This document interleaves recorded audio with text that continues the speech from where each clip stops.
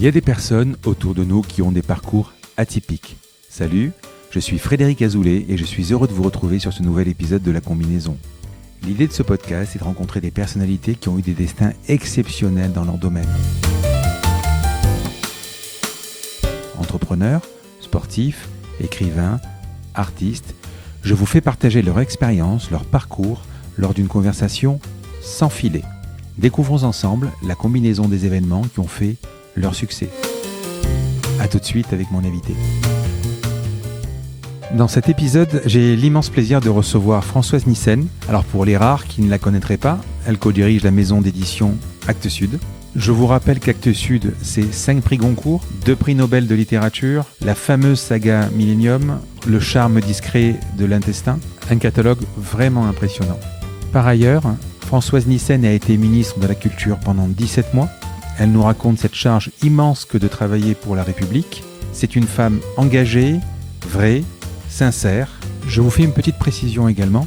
Je n'évoque pas son éviction du gouvernement. Je sais que certains vont trouver ça dommage, mais je ne suis pas journaliste. Je ne me lance pas dans les polémiques qui pourraient gêner mon invité. Je préfère me concentrer sur un formidable parcours que je vous laisse découvrir dans notre conversation. A tout de suite. Bonjour Françoise Nyssen. C'est un immense plaisir d'être reçue dans votre brillante maison d'édition Actes Sud, que vous co-dirigez. Vous avez été ministre de la Culture. Vous publiez Plaisir et Nécessité chez Stock, que j'ai lu, et je vous l'avoue vraiment avec beaucoup de plaisir. Vous avez une carrière hors du commun. Pouvez-vous m'expliquer comment tout a commencé ? En Belgique déjà. Tout a commencé en Belgique et tout a commencé dans une famille, parce que on est une propre fiction. Je dis toujours que la confrontation à la culture, elle est essentielle dès la naissance, parce qu'on est fiction. Et donc, un père, une mère, avec leur histoire, qui ont beaucoup influencé sur mon parcours, notamment des histoires de grand-mère très importantes.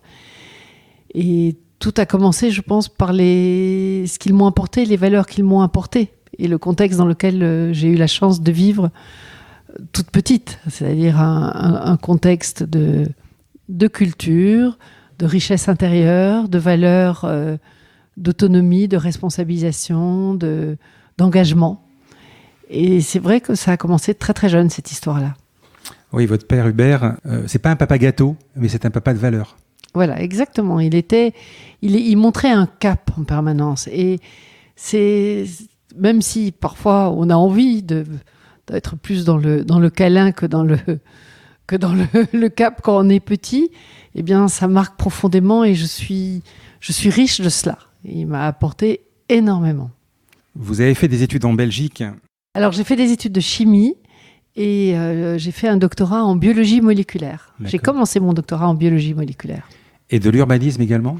Et alors, pendant que j'étais dans cette activité de recherche, qui est de la recherche fondamentale, c'est-à-dire que moi, je travaillais sur la recherche qui concernait le transport du RNA messager du noyau au cytoplasme dans la cellule.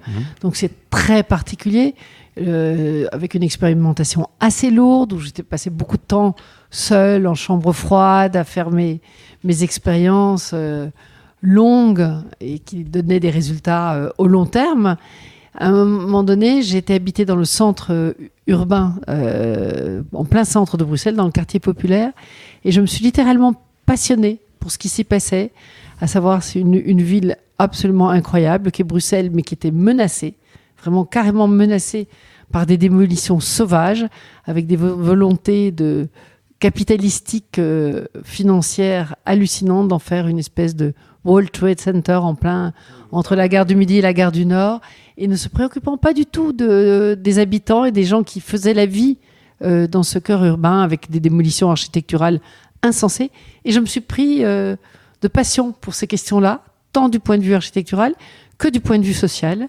Et d'ailleurs, quand j'ai fait mes études d'urbanisme, en quittant ma tour d'ivoire de la recherche, mon mémoire de maîtrise, c'était ségrégation sociale, ségrégation spatiale.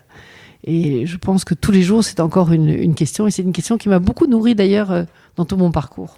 Oui, vous parlez de bruxellisation. Oui, mais vraiment, on parle des luttes urbaines, c'est un modèle, parce que c'est là où sont créées un certain nombre l'idée du comité de quartier, et l'idée des mouvements de défense pour la protection de de l'habitat et des habitants dans ces quartiers, parce que c'est les deux à la fois qui est important.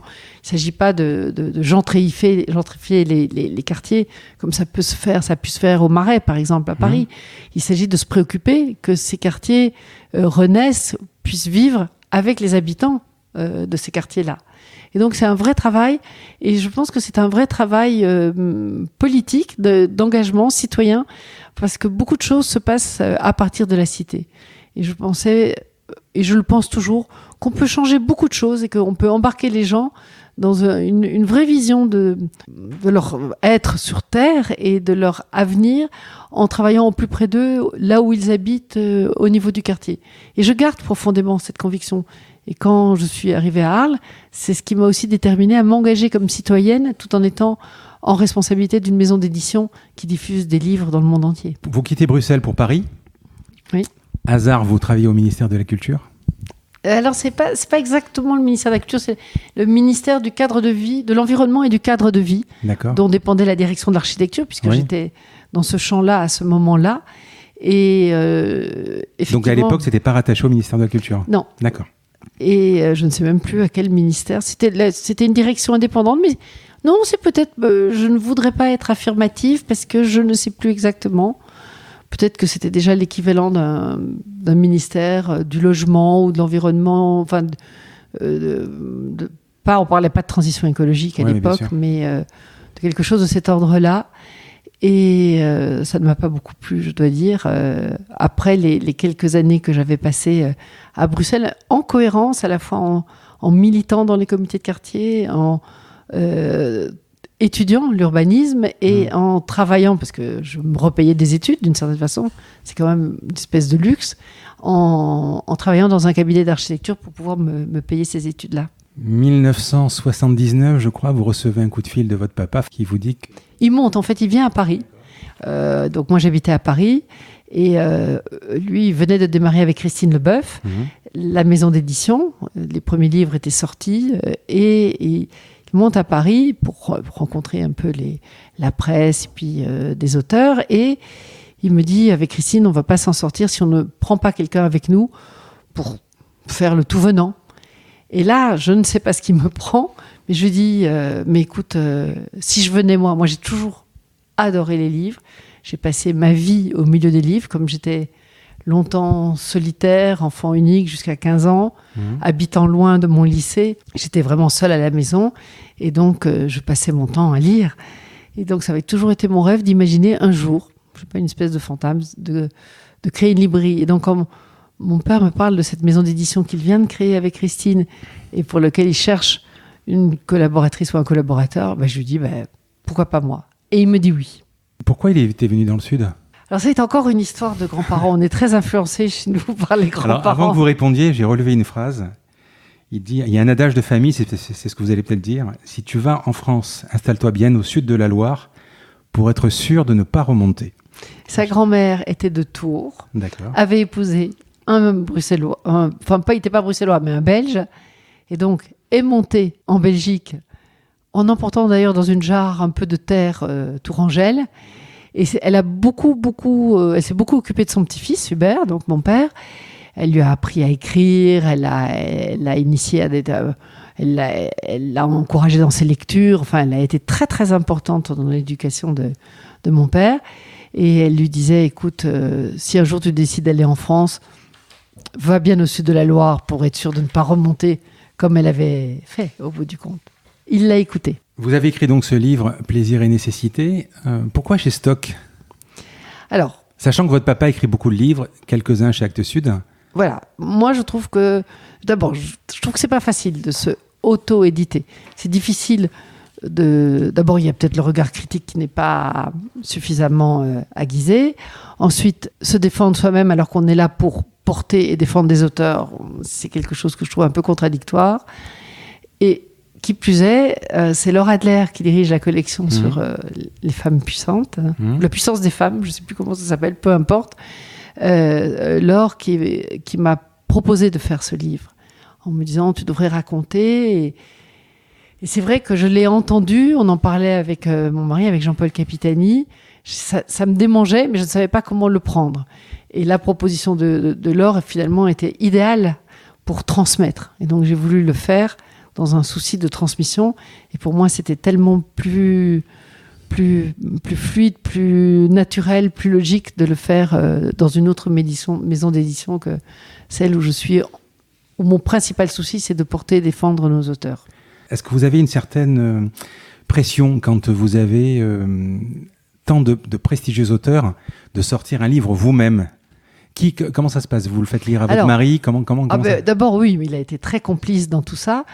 Est-ce que vous avez un regard critique, objectif ? Oui. Alors, c'est pas du tout c'est pas un travail d'écrivain, très clairement. C'est pas un roman, c'est pas une fiction. C'est un ouvrage pour transmettre. C'est pour raconter un parcours et le partager avec d'autres. Et je pense que c'était loin d'être inutile, à la fois parce que j'avais envie de dire tout ce que j'avais mis en place et quelle était la ligne politique que je m'étais fixée pour la culture, quel était mon credo par rapport à la culture, mes convictions en cohérence. Ça m'importait aussi que la cohérence apparaisse, parce que dès que vous êtes en responsabilité au gouvernement, la presse, bizarrement, se met en totale défiance par rapport à vous, n'entend pas ce que vous êtes en train de dire, et il y avait des suppositions que je ne faisais que ce qu'on me disait de faire, ce qui n'était pas vrai du tout. C'était vraiment une conviction d'aller dans ces axes de politique-là. Et donc, je voulais montrer cette cohérence. Ça m'importait de pouvoir raconter la réalité. J'ai raconté, parce que je dis raconter, tout cela avec beaucoup de sincérité. Oui, ça sert. Et c'est cela, c'est vraiment cela, ce que j'ai essayé de dire, c'est ce que j'ai fait. Je dis ce que je suis, je dis ce que j'ai fait, très clairement. Et ce que je pense indispensable pour la culture et pour nos concitoyens et pour les enfants de ce pays. Donc, c'est aussi pour ça que je voulais faire ce livre, parce qu'un certain nombre de choses doivent être mises en place pour qu'il y ait quelque chose qui se passe, à commencer ce pays qui est un pays de cocagne pour la culture, où il y a une proposition culturelle, mais qu'on n'imagine pas, même qui n'existe pas dans d'autres pays, 16 000 médiathèques, plus de 1500 scènes pour le théâtre, pour le spectacle vivant, plus de 1000 lieux d'exposition pour l'art contemporain à travers les FRAC. Oui, des bibliothèques partout. 16 000 bibliothèques, plus de 3000 librairies dignes de ce nom, plus de 5000 écrans, le patrimoine et la mise en avant de ce patrimoine, des lieux patrimoniaux extraordinaires, des grands musées extraordinaires, des lieux de création, des opéras, enfin. Mais c'est absolument inouï ce qu'on a en France. Et pour autant, qu'est-ce que vous entendez ? Le nombre de jeunes, de gens en général qui disent « Ah mais non, mais c'est pas pour moi ». Donc cette exclusion, elle est réelle. Et on ne peut pas, quand on est en responsabilité sur ce sujet-là, ne pas en faire la ligne de force de la politique qu'on mène. Et donc cette question de l'accès à la culture, pour moi, ça a été un fil conducteur, une ligne de réflexion et d'action permanente. Et de l'autre côté, puisque je viens du milieu du livre, donc je pense que la survie doit beaucoup à la loi Langue, c'est-à-dire qu'en France, le prix est fixé et unique, le livre se vend au même prix partout, et donc ça a permis le maintien d'un réseau de libraires exceptionnel. Ça a permis l'émergence de multitudes de petites maisons d'édition. Ça a sauvé le secteur. Pour moi, le prix unique est une loi de régulation qui permet de faire. La régulation, c'est la liberté, c'est défendre la liberté de faire, contrairement à la vision un peu simpliste qu'on peut en avoir. Et c'est pour ça que je me suis tellement battue à l'Europe, en emportant d'ailleurs 2 grandes victoires, enfin grâce au vote des députés qui ont entendu tout cela et qui n'ont pas subi trop les pressions des lobbyistes que sont les plateformes, qu'on est arrivé à réguler le partage de la valeur et à l'ère du numérique et la création d'un droit voisin pour la presse, dont on parle beaucoup ces temps-ci, puisque Google a dit qu'il refusait de suivre la loi, ce qui est un scandale. Il capte à travers la création, le travail des journalistes, des journaux, de la valeur qu'ils diffusent sur leur plateforme. Du coup, ils captent toute la publicité qui ne va plus aux journaux Et cela sans partager la valeur, mais c'est indécent. On va y revenir sur le ministère. Actes Sud, alors atelier de cartographie thématique et statistique.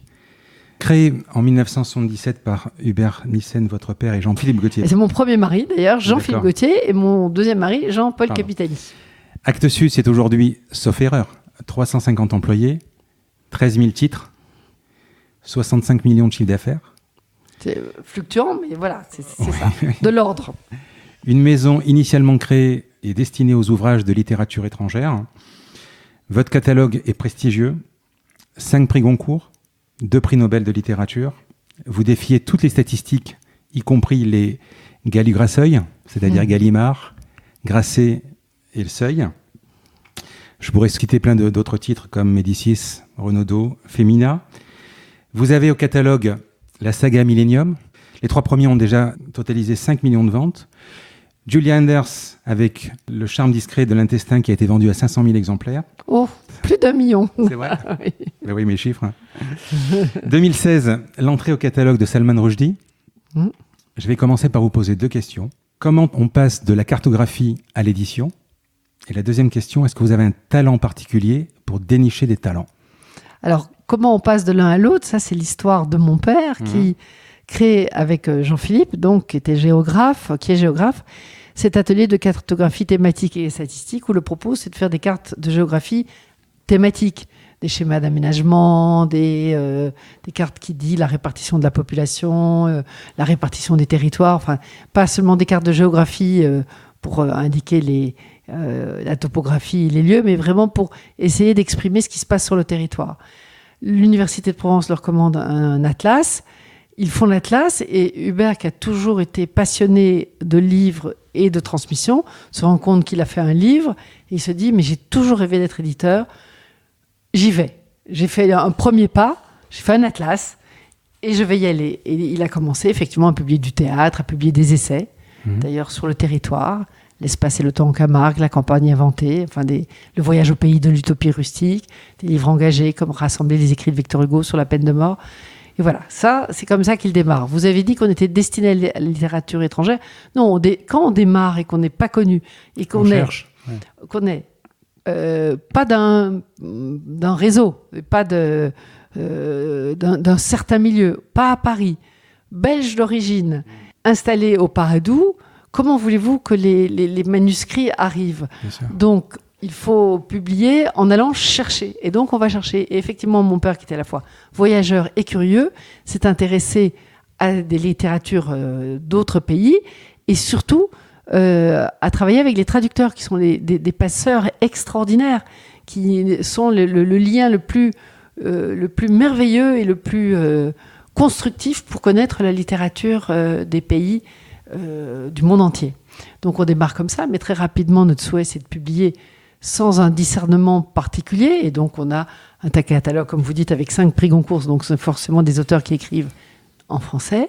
Et assez rapidement, on va développer le théâtre, la jeunesse, les beaux livres, la nature. Et du coup, un gros engagement sur tout ce qui est des questions d'écologie, d'environnement aujourd'hui. Donc, voilà la progression telle qu'elle se fait.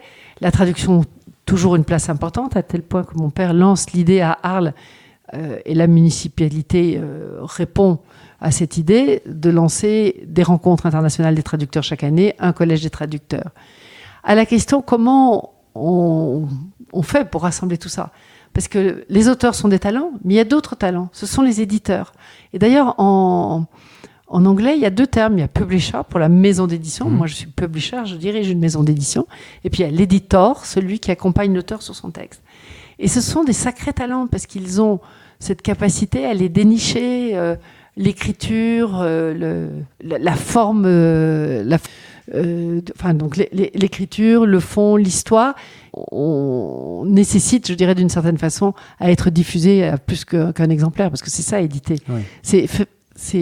C'est faire lire à plus d'une personne les ouvrages qu'on aime et qu'on pense nécessaires, et de le faire dans cette espèce de conviction, dans cette espèce de plaisir et nécessité en permanence. Et donc, on a une équipe d'éditeurs, tout ça pour vous dire qu'on a une équipe d'éditeurs formidable. Vous avez un comité de lecture ? Non, pas du tout. Parce que justement, de façon délibérée, nous considérons que c'est un acte subjectif. Chaque individu ne peut pas aimer tout. Même des livres remarquables ne peuvent ne pas être dans la sensibilité de. Donc, quand on est en comité de lecture, il y a ce partage qui peut effectivement être très intéressant, mais au bout du compte, pour emporter l'adhésion à la publication d'un auteur, on va plus parler de cela et de presque de soi au bout du compte et de ses goûts, plutôt que de se préoccuper de est-ce que ce livre-là, on va bien le publier, c'est nécessaire de le publier, est-ce que ça a un sens ? Et donc, pour ce qui est tout ce qui est littérature, c'est Bertrand Pi aujourd'hui qui dirige, ensuite de mon père, tout l'éditorial texte avec ses éditeurs, et il discute avec chacun d'eux, et chaque livre est porté par une conviction. Et je crois que ça, c'est vraiment... Il n'y a pas un travail de le mien est meilleur que le tien, celui-là mais pas celui-là. Je pense que c'est vraiment un tel métier d'engagement qu'il faut que l'éditeur se sente en responsabilité et porte ce livre et qu'il arrive à convaincre évidemment le directeur éditorial qui va ensuite architecturer tout ça dans ce qu'on appelle un programme éditorial. Idem pour la jeunesse, pour les beaux livres, il y a une collection de livres de poche, il y a des livres d'art, il y a le théâtre.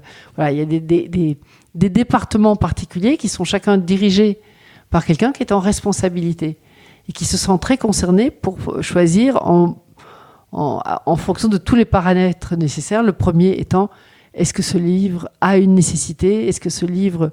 J'ai vraiment envie de le publier parce qu'il est important, parce qu'il apporte quelque chose, parce qu'il dit quelque chose, parce qu'il émeut d'une certaine façon, parce qu'il émerveille, enfin toutes les qualités qu'on peut imaginer. Donc vous êtes vraiment une maison d'engagement ? Oui. Vous fonctionnez différemment d'une maison d'édition classique ? Je ne sais pas comment sont tous les fonctionnements des maisons d'édition, mais le comité de lecture est quelque chose d'assez récurrent, oui. Quand on vous dépose un manuscrit, vous vous posez en fait 2 questions. Évidemment, est-ce qu'il va se vendre ? Mais j'ai également l'impression que vous souhaitez qu'il porte un message ou un certain engagement. Alors, bien sûr qu'on ne va pas ne pas se poser la question non plus, oui. Parce qu'on n'est pas... Ça coûte de l'argent de toute façon. On est une entreprise, on n'est pas subventionné dans l'édition, contrairement à l'assertion que certains peuvent avoir. On fonctionne parce qu'on a une économie qui permet de continuer. Donc, il ne faut pas faire n'importe quoi. Mais en connaissance de cause, les éditeurs ont une véritable... s'intéressent à la vie des livres et ils ressentent un petit peu, et en tous les cas, chaque responsable de département, et en particulier le directeur éditorial Bertrand Pi, lui, il fait attention, mais ce n'est pas la première raison. En fait, on pourrait dire que dans certaines entreprises, c'est l'économie qui prime, c'est le résultat qui prime. Nous, on met l'économie au service de l'engagement éditorial. Est-ce que vous êtes souvent trompé sur des livres, des publications ? Alors, je ne sais pas ce que ça veut dire tromper, mais on a certainement laissé passer l'un ou l'autre livre qui est allé chez quelqu'un d'autre, et on a publié des livres qui n'ont pas été reconnus par les lecteurs du tout. Ça arrive, bien sûr. Et puis, le métier d'édition, c'est pas uniquement le choix. Bien sûr, il est primordial, mais après, c'est de le porter, ce choix-là. Notre métier, c'est tout ce qui va entre le tapuscrit qui nous est amené jusqu'au livre réalisé entre les mains du lecteur. Donc il y a des tas d'endroits où on peut se planter, on peut ne pas bien le porter auprès de la presse, on peut ne pas arriver à attirer l'attention de la presse, des prescripteurs en général, on peut ne pas assez le diffuser en librairie, parce que tout ça c'est un travail de conviction en fait.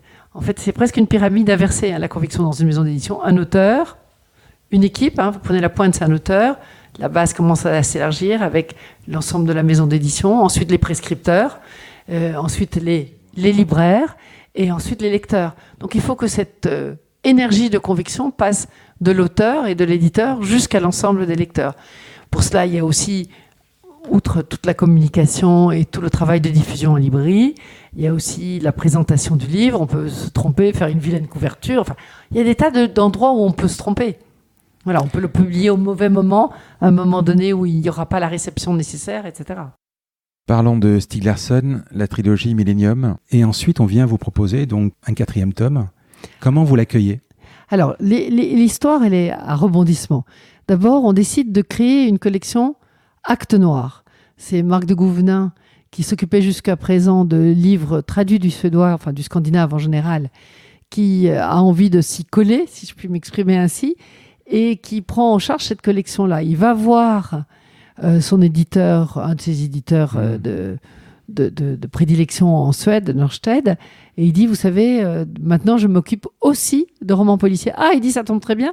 Là, on vient de recevoir 3 manuscrits d'un auteur pas connu, mais qui malheureusement est décédé. Si ça t'intéresse, nous, on va le publier. Et donc, Marc prend ça et décide de le publier. On est le premier éditeur étranger à avoir plongé dans l'aventure Millennium. Et après, il y a eu... c'était comme une traînée de poudre. Tous les pays l'ont publié, etc. Ensuite, le succès était tellement immense, Norstedts, l'éditeur suédois, s'est dit, et si on faisait une suite?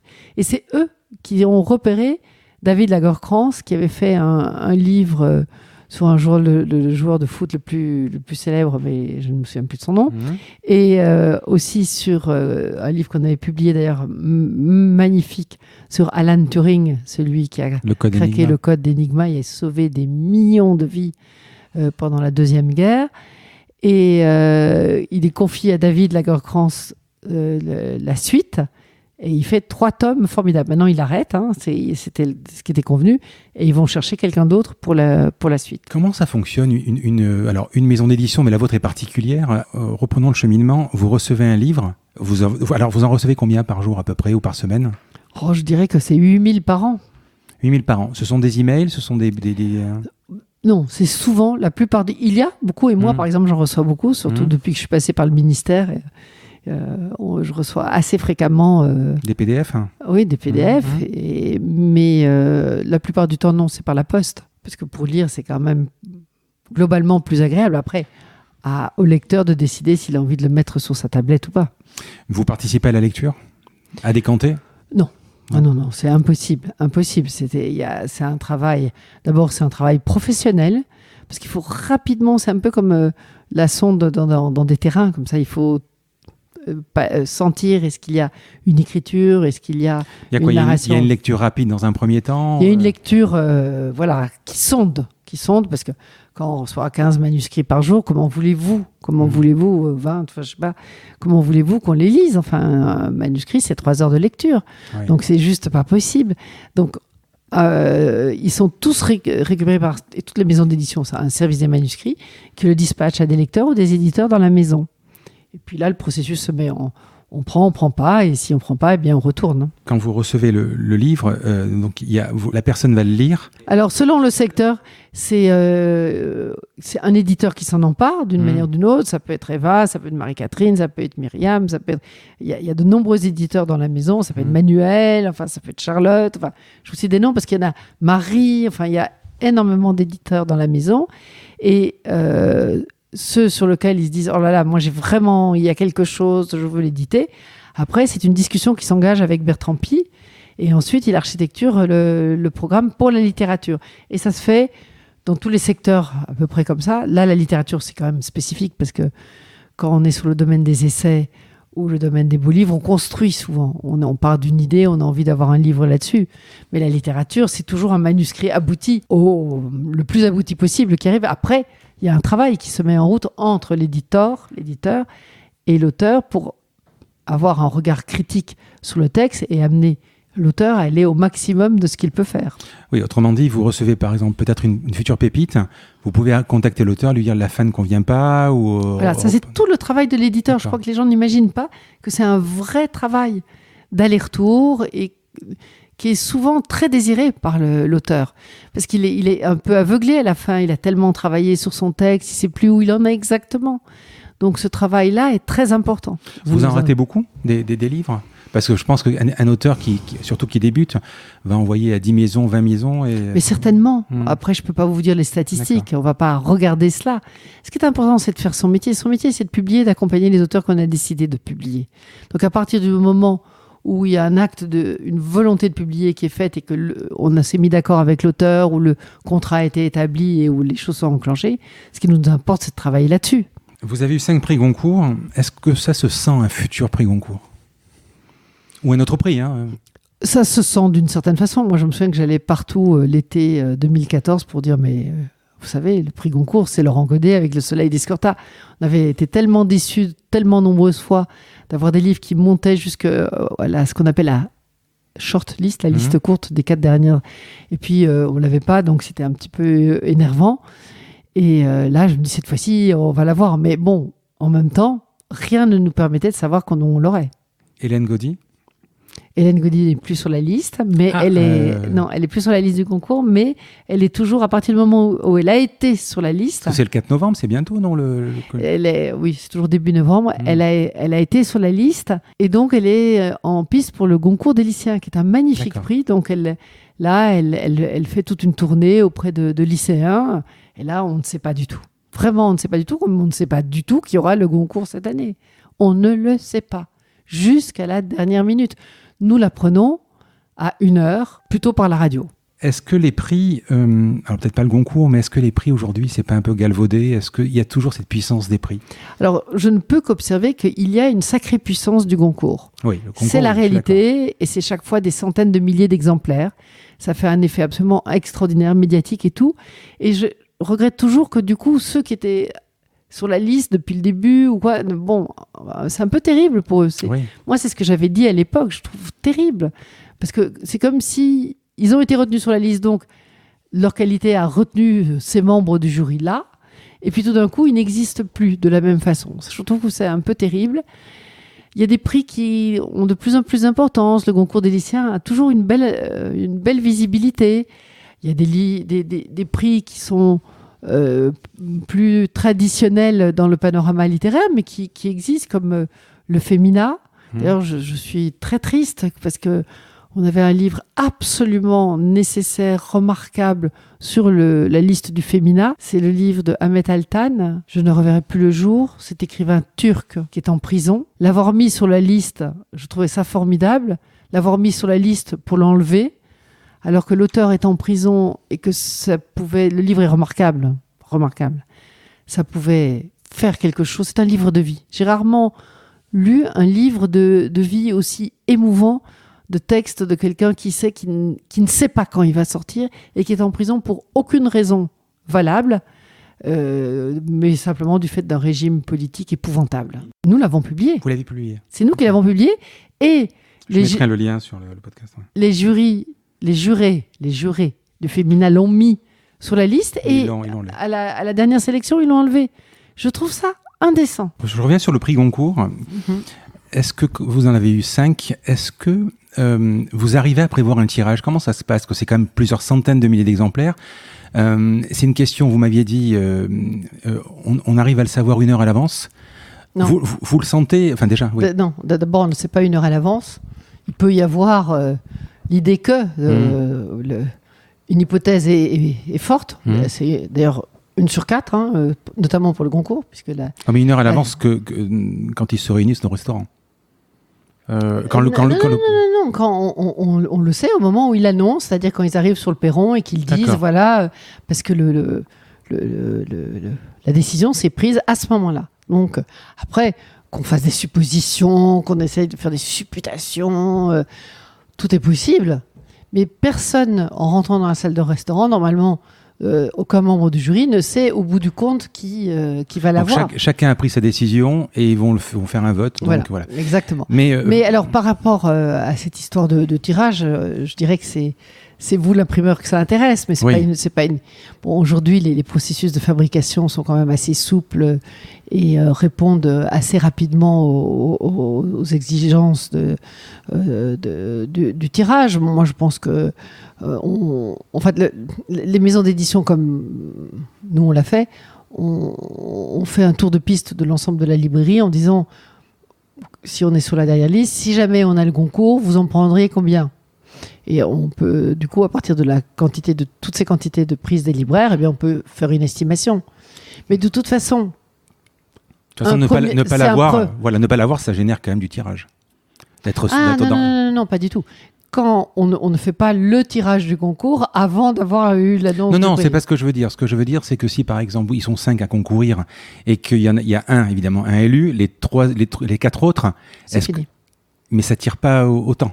Ah ben, pas du tout, du tout. C'est oui. ça la problématique de ce genre de situation, c'est que c'est un magnifique éclairage sur des livres, et puis le jour où le Goncourt est attribué, il n'existe plus que le Goncourt. D'une certaine façon, les autres ne sont plus du tout dans ce même éclairage. Non. Alors après, il reste le Goncourt des lycéens, qui est aussi un prix, mais c'est la même chose. Et il restera ce prix-là, ce livre-là. Non, ça, c'est le côté... C'est pour ça. Et ça, il pourrait y avoir une autre façon de l'envisager si la presse s'en emparait d'une façon différente. Et si toute la chaîne s'en emparait d'une façon différente, à savoir si la presse continuait à bien exposer les autres livres, si les libraires faisaient systématiquement des tables de la liste du Goncourt, etc. Il pourrait y avoir une autre démarche. Mais là, c'est vraiment toute la concentration sur le livre qui a eu le prix. J'ai vu également que vous disiez il faut faire attention au lendemain du Goncourt. La suite, on peut retomber. Dans une entreprise, parce que c'est aussi une entreprise, une maison d'édition, c'est-à-dire il y a des gens qui travaillent, il y a une économie à tenir. Donc c'est vrai que tout d'un coup, il y a une espèce de grand appel d'air, puisqu'on va vendre d'un livre dont on aurait vendu entre 5 000 et 40 000, je dirais, grosso modo, on va en vendre entre 300 et 500 000 à minima, plus du coup les cessions à l'étranger.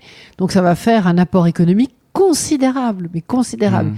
C'est un apport, c'est ce je ne sais pas comment on dit en français, c'est un coup, c'est one shot. Donc on ne peut pas du coup gérer la maison d'édition comme si elle allait avoir ce chiffre d'affaires-là de façon récurrente. Bien sûr. Et donc il est urgent de ne pas se lancer dans des dépenses qui ne seraient pas assumables les années suivantes. Oui, c'est-à-dire que 2018, où ça a été une année star pour Actes Sud, on se dit l'année dernière, l'année d'avant c'est une chose, l'année prochaine on va se dire on n'aura pas de chiffre. Voilà, et c'est pour ça d'ailleurs qu'une maison ça se gère, qu'il y a des budgets, qu'on anticipe, que les budgets sont toujours faits sans l'idée de prix a priori, donc voilà. Alors j'avais une question à vous poser également, comment se porte le marché du livre ? À titre personnel, moi je suis imprimeur et donc j'ai une attache particulière au papier. Depuis quelque temps, j'ai quand même acheté une liseuse parce que quand je pars en vacances et que je lis 5-6 bouquins, c'est lourd. Et donc je prends moins de plaisir, c'est vrai, qu'une liseuse. Ce sont des plaisirs qui sont différents. Je voulais savoir donc la quote-part du numérique par rapport au papier encore et comment se porte ce marché. Ça dépasse pas 5% à l'heure actuelle, en tous les cas pour la littérature et en France. Voilà. C'est vraiment... alors c'est un peu en progression, mais pas de façon, j'aurais dit, hyper significative. Mais vous en pensez quoi ? Est-ce que c'était une chance ? Ce qui est important, c'est la lecture et c'est le partage d'émotions. Après, le support, chacun y trouve ce qu'il a à y trouver. C'est évident, moi je suis comme vous. Je préfère le papier. Dans le papier, on a une vraie notion de là où on en est, on porte le livre, enfin, on peut le déposer, on peut le partager, il y a des tas d'avantages. Le livre numérique, effectivement, on peut en avoir un certain nombre avec soi quand on s'en va en voyage, et ça, c'est agréable. Il y a quelques avantages. Par exemple, quand on lit une grosse saga ou un livre extrêmement volumineux. Faire de la recherche. On peut faire de la recherche, on peut retrouver. C'est vrai que on peut systématiquement chercher la juste définition d'un mot qui vous interroge. Donc, il y a cette possibilité qui existe, mais c'est un peu une autre lecture, c'est un avantage. Et il faut mesurer les choses. Je pense qu'il peut y avoir l'usage de ce support par rapport à d'autres, selon le type de livre aussi. Donc, tout ça est circonstanciel et selon la situation où on est. C'est vrai qu'une liseuse, ça peut être un avantage à ce moment-là. Vous avez raison, c'est la lecture qui compte. C'est la lecture qui compte. C'est le texte qui compte. Le reste, c'est quand même le support. Et n'oubliez pas qu'on est venu des supports en rouleau avant d'arriver à l'idée d'un livre qu'on feuillette. Aujourd'hui, vous avez le livre numérique, le livre audio. Il y a même, on en parlera tout à l'heure, Kuber, je ne sais pas si vous connaissez. Ce sont des livres qu'on lit en 20 minutes, audio. Vous vous rendez compte, en fait, je ne sais pas. Ça, je ne sais pas, parce que c'est pas notre métier. Et ça ne me concerne... Mais le livre audio, oui. Alors, le livre audio, oui, bien sûr, parce qu'aujourd'hui, il y a des tas de situations où on a envie de continuer la lecture, la voiture, etc. Donc, je pense, et nous, on a décidé, on avait déjà fait des petites tentatives, on en avait fait avec des éditeurs spécialisés. On a vraiment envie de le faire. Je pense que c'est quelque chose qui est important. Puis, c'est aussi important pour ceux qui ne voient plus très bien. Bien sûr. Moi, j'avais ma grand-mère suédoise qui était une énorme lectrice. quand sa vue a baissé au point qu'elle ne pouvait plus lire, elle disait toujours « je lis », mais en fait, elle écoutait des livres. C'est un autre support. Ce qui est important, c'est le texte. Et ce qui est important, c'est que tous les moyens de diffusion possibles, dans le respect du droit d'auteur, existent. Pourquoi ça reste encore cher, le livre numérique ? Parce que c'est d'abord, il faut le faire. Ça se fait pas comme ça. On pousse pas sur un bouton. Bien sûr. C'est tout un processus de production. Il faut le diffuser aussi. Il faut le faire valoir. Et il ne se vend pas du tout dans les mêmes proportions que le livre papier. Donc, d'une certaine façon, vous amortissez difficilement les frais de production. Il est moins cher, mais il n'est pas beaucoup moins cher. Et de toute façon, je ne vois pas pourquoi, à partir du moment où il y a le prix unique pour le livre, on devrait... c'est quand même quelque chose il ne faudrait pas que le livre numérique supplante le livre papier. Sinon, l'édition n'aura plus du tout la même configuration, il n'y aura plus les librairies, etc. Tout ça, c'est un écosystème. Vous savez, dans un écosystème, c'est important que tout fonctionne comme un écosystème et comme une chaîne. Si vous déséquilibrez un des aspects, les prédateurs peuvent rentrer. Et vous le savez quels sont les prédateurs. Ce sont des grandes compagnies qui ont décidé, une fois pour toutes, que le libraire, l'éditeur, c'était pas important, qu'il pouvait y avoir un acte direct auteur-plateforme, enfin de cette société, voilà. Oui.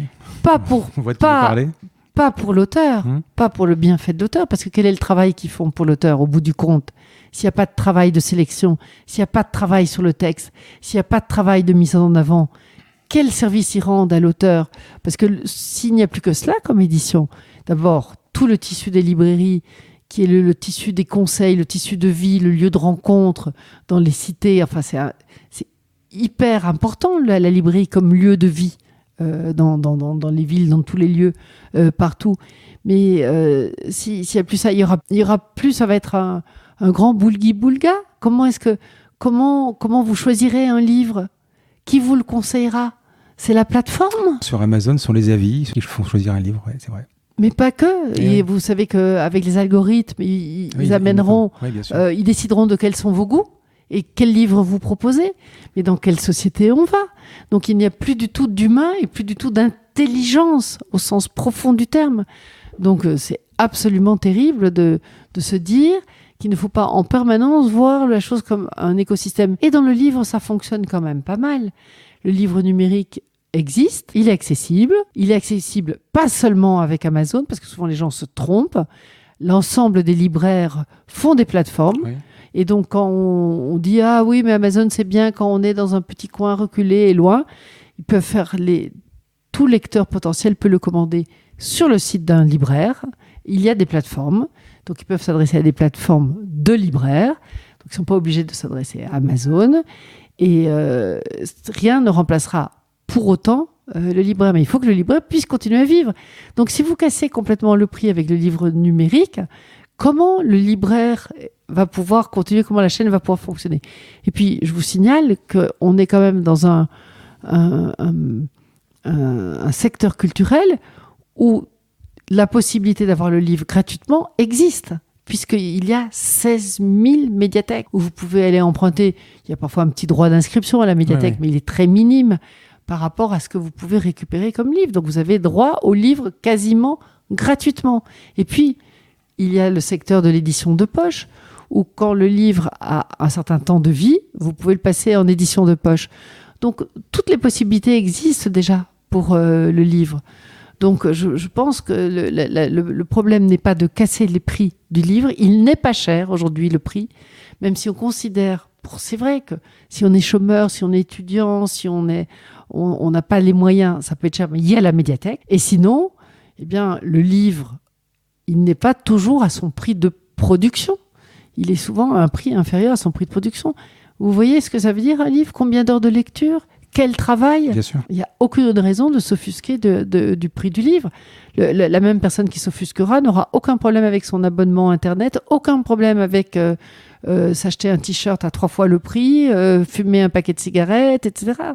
Donc, aller au restaurant, regardons les prix, comparons. Le livre n'est pas cher. Et en plus de ça, il est accessible gratuitement. On va parler du ministère. Vous avez été 17 mois ministre de la Culture. Vous écrivez que vous étiez en phase avec le programme culturel d'Emmanuel Macron. vous dites que vous êtes une femme de gauche sans expérience et sans code politique. Le lundi 15 mai 2017, vous recevez un coup de fil d'Emmanuel Macron qui veut vous rencontrer le lendemain. Vous refusez, mais vous montez quand même sur Paris. Vous dites, quand on me propose de porter des responsabilités pour la France, c'est vertigineux. Racontez-moi ce coup de fil. Comment, vous êtes donc dans votre bureau où on est aujourd'hui. Comment ça se passe ? Le téléphone sonne, un numéro s'affiche que je ne connais pas. Donc vous êtes vraiment, vous ne vous dotez de rien. Non, le matin, je savais qu'il cherchait un ministre de la Culture. Et quelqu'un m'avait dit, mais toi, au fond, ça t'intéresserait pas. Et j'avais bien dit, hors de question, comme c'était des gens qui ont proche du programme qui a été élaboré. Bon, je ne pouvais même pas imaginer que ça pourrait être une question, puisque quand on avait juste tâté un peu le terrain, j'avais dit, mais vous rigolez, il est hors de question. Donc non, je n'avais aucune idée de cela. Mais pour autant, il était en train d'arriver à quelque chose en France d'assez intéressant. Je prenais d'intérêt pour cette aventure. On avait quand même eu très peur avec le deuxième tour avec Marine Le Pen. Marine Le Pen, du coup j'ai oublié son nom, c'est quand même grave. Marine Le Pen. J'étais très énervée parce que j'avais vu plein de gens dans le monde de la culture qui disaient « Oh, de toute façon, moi, j'irai pas voter, c'est pas grave. » Je me dis « Mais comment on peut dire cela si jamais on a Marine Le Pen ? C'est fini, on est pris dans le béton. Qu'est-ce qu'on pourra faire ?» Donc, j'avais pris un peu passion pour cette question-là. Donc, quand je reçois ce téléphone et que j'entends « Bonjour, c'est Emmanuel Macron », parce que je ne savais pas que c'était son téléphone, j'explose de joie en lui disant « Ah, mais quel bonheur de vous entendre, mais c'est magnifique, je suis tellement heureuse de pouvoir vous dire en direct, félicitations ». Alors, il me dit très calmement « Oui, merci, c'est gentil. » Je me demandais si vous pourriez monter me voir demain. Je suis sans voix, je lui ai dit « Écoutez, je ne sais pas ». Donc, dans ma tête, ça va vite, je me dis « Mais peut-être que il ne trouve pas son ministre de la Culture et donc il veut avoir un renseignement. Il sait que je connais plein de monde. Donc peut-être qu'il veut avoir une petite discussion sur ce sujet avec moi. Mais je n'imagine pas un instant que ce sera pour me demander de l'être. Donc je regarde mon planning. Ah, je lui dis non, je suis désolée, j'ai un rendez-vous, je ne peux pas. Et c'est incroyable ça quand même. Je peux pas. Et c'était un rendez-vous en plus avec mon petit-fils. Et donc je lui dis non, je suis désolée, c'est un rendez-vous important pour mon petit-fils, j'ai 12 petits-enfants, ça passe avant tout. Il me dit mais je comprends parfaitement, j'en ai aussi 7, mais est-ce que vous pouvez venir me voir demain ? Et puis alors là, tout d'un coup, un éclair, c'est le président de la République qui te parle, Françoise. Donc on ne dit pas non au fait d'un rendez-vous avec le président de la République. Ouais. Surtout que j'étais plutôt contente de ce président. Vous l'avez jamais rencontré ? Je l'avais vu au Salon du Livre. D'accord. C'est tout. Ouais. On s'était croisés, on avait parlé 2 minutes, mais bon. Et donc, je m'arrange et j'y vais. Et donc, quand je rentre dans son bureau, à l'Élysée, alors que vraiment, je suis partie, j'avais pris un aller-retour, il me dit, je veux que vous preniez le ministère de la Culture. Et je lui dis non. Et alors, il me dit, attendez, je vais vous expliquer pourquoi. Et il me redit tout son programme que je connaissais, puisque j'avais dit que je trouvais que le programme culture était formidable. Et je dis, je comprends, parce qu'ici à Arles, avec la vie culturelle, avec tout ce qu'on fait, eh bien, d'une certaine façon, je coche les différentes cases, mais pour autant, vous vous trompez, je ne suis pas la personne de la situation, tout cela, je l'ai fait avec une équipe, et donc, non, c'est non. Et donc, à ce moment-là, je me sens un peu... Puis je lui dis, écoutez, vraiment, il y a une chose qui me gêne, c'est que moi, mon combat, c'est l'écologie. C'est pas du tout assez présent dans votre programme. C'est le sujet aujourd'hui. Donc, non. Et il insiste. Et donc, je dis, écoutez, je me sens vraiment bête. Je sais pas quoi vous dire. De toute façon, j'ai un mari, des enfants. Qui vient de rentrer d'ailleurs. Voilà. Une équipe, il faut pour le moins que je parle avec eux. Est-ce que vous me laissez du temps de réflexion ? Parce que je repensais à ma grand-mère qui s'était engagée, etc. Je me dis, mais... Parce que vous avez quand même une entreprise, ça va quand même déstabiliser. Voilà. Quoi, oui. Et donc, enfin, en même temps, une entreprise sur laquelle on a une équipe. On avait transmis la responsabilité du capital à nos filles.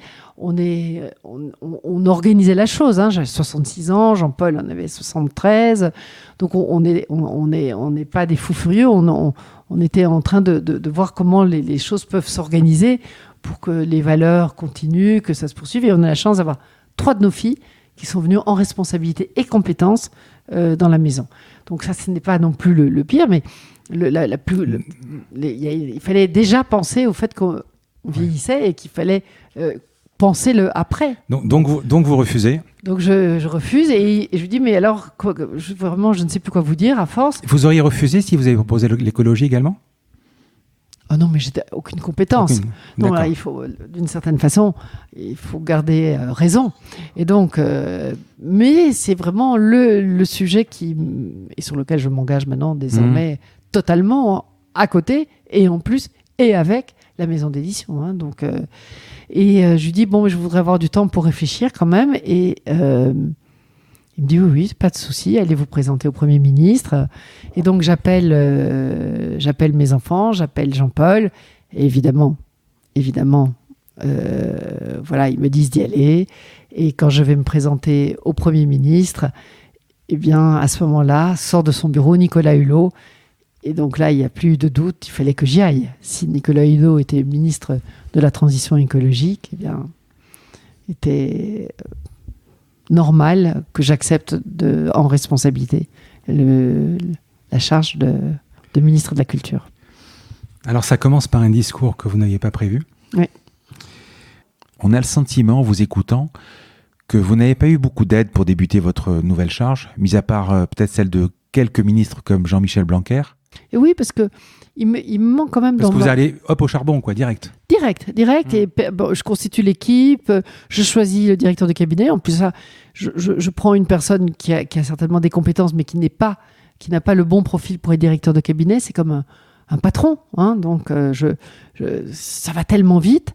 Donc, il y a cette petite équipe du cabinet, 10 personnes à constituer rapidement,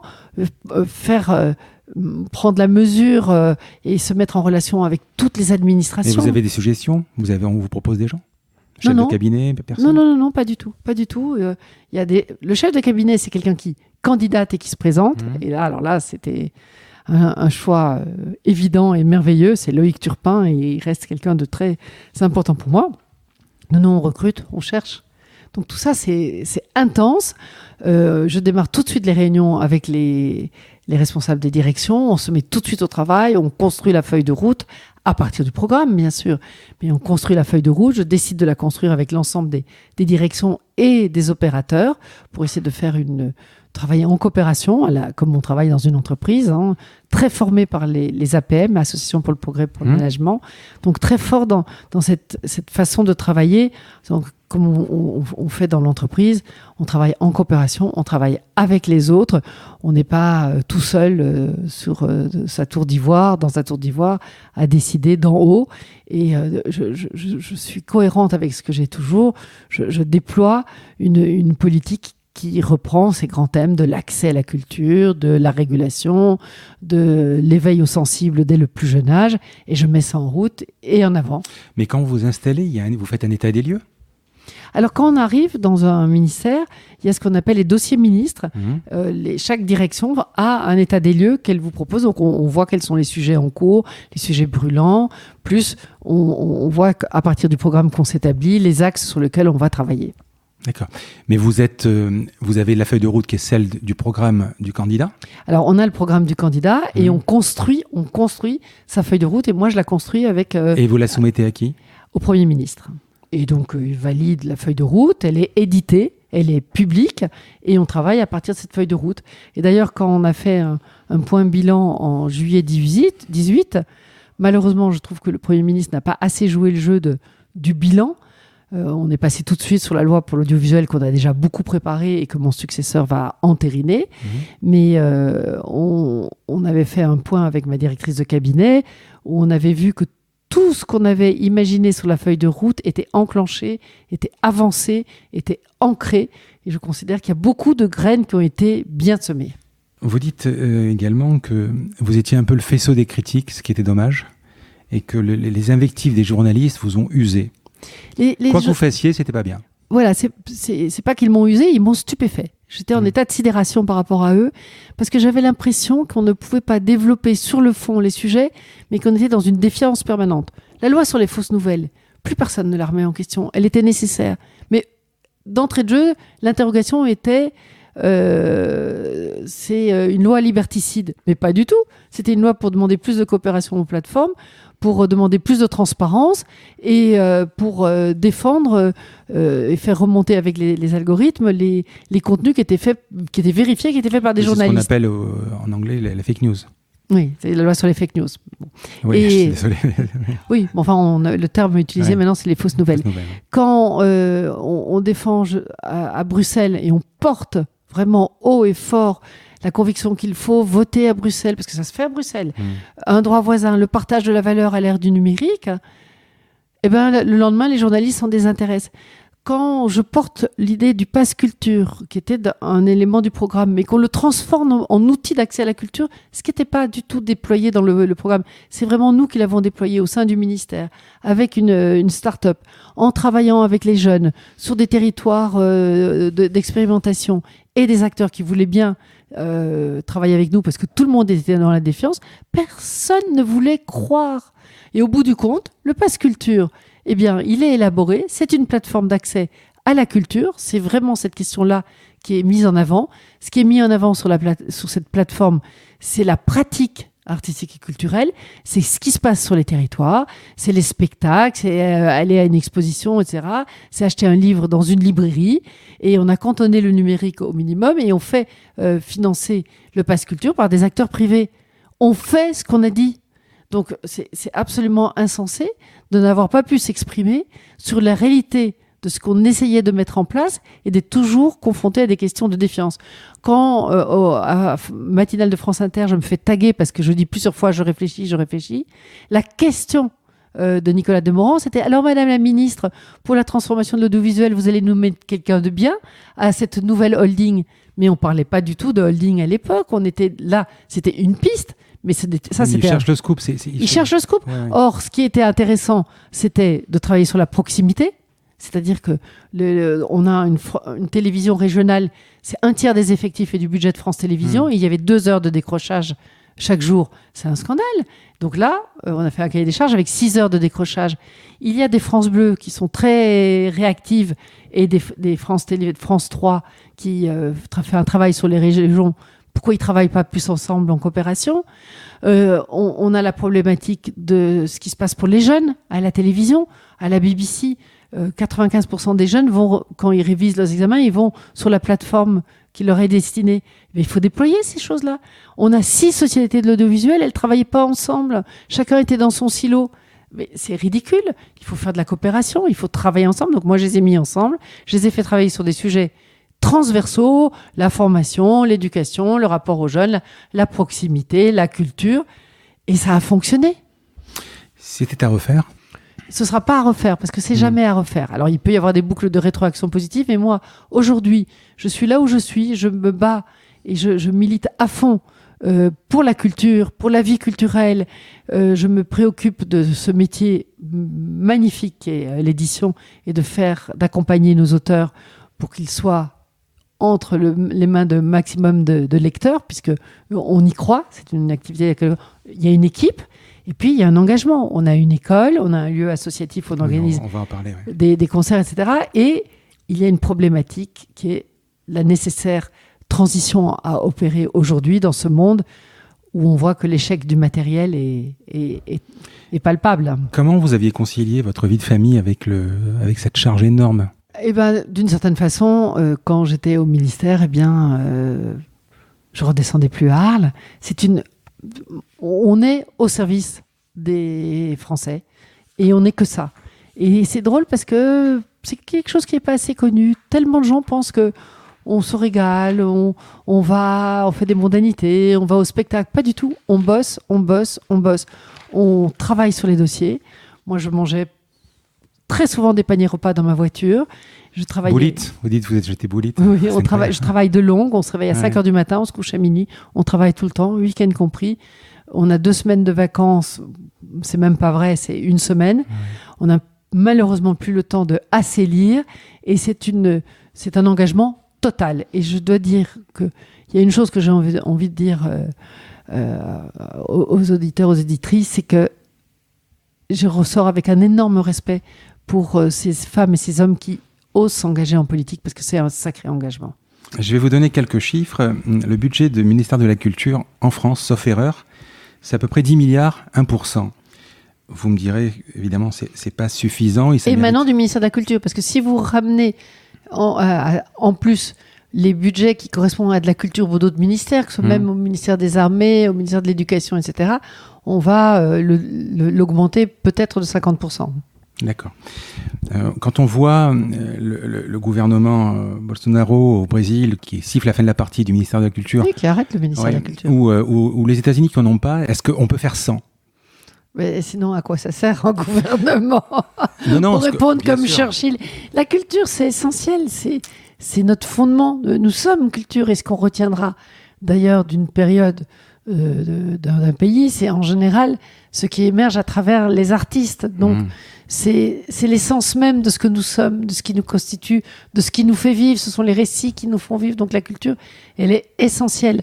Donc, d'imaginer un seul instant que de ne pas avoir de ministère de la Culture qui porte cela, qui porte une politique pour accompagner, pour faire que cela soit encore possible, que les artistes puissent vivre dans ce pays, que la production des œuvres puisse advenir, que nous puissions aller voir des pièces de théâtre, que nous puissions aller voir des tableaux, tout ça est de l'ordre du budget de la culture. C'est qu'aux États-Unis, il n'y a pas de ministère de la Culture, mais il y a quand même de la culture.